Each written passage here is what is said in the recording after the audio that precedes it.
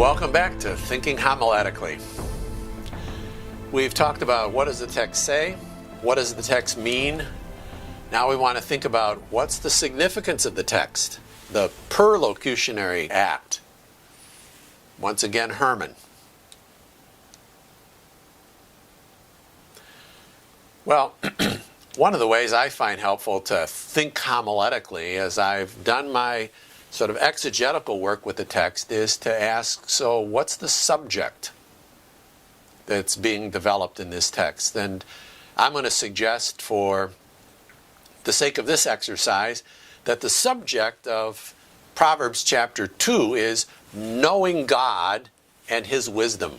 So how specifically is that subject then treated in this text? Hence my compliment.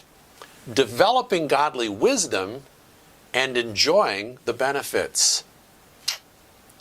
Big idea.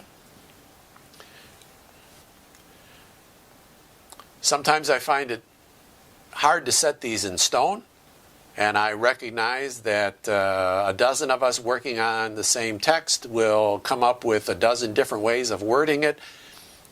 All of the ways ought to reflect indeed what's the big idea of the whole text, not just a part of it. But I'm going to suggest the big idea of Proverbs 2 is a wise person seeks to know God more intimately and as a result reaps amazing benefits.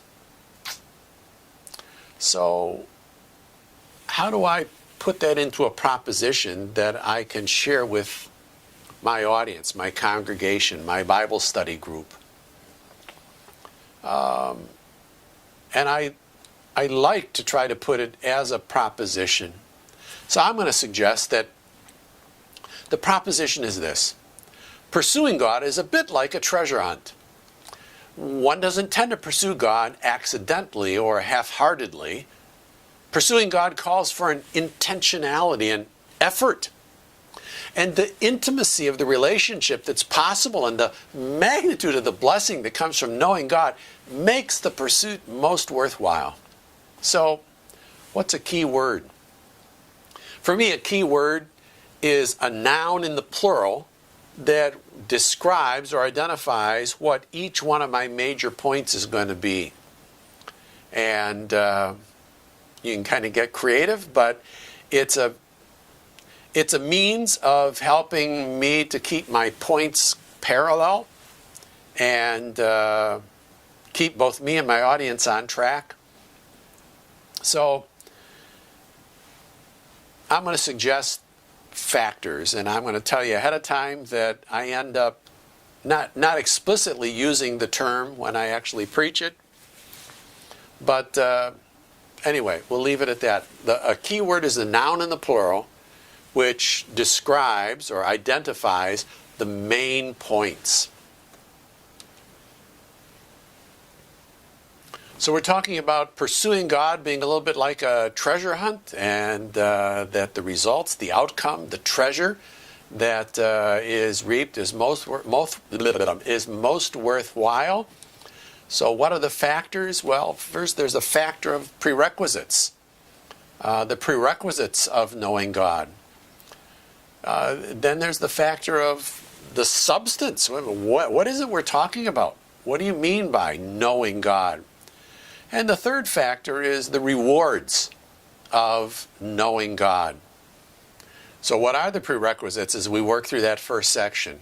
You see ideas of willingness, of focus, of passion, of hard work. All of those ideas come with the if. The substance of knowing God. What is that about? Well, it's knowing Him intimately. It's knowing Him, this intimate relationship. And then this idea of the fear of the Lord, or awe as to who God is. And then third, the rewards of knowing God.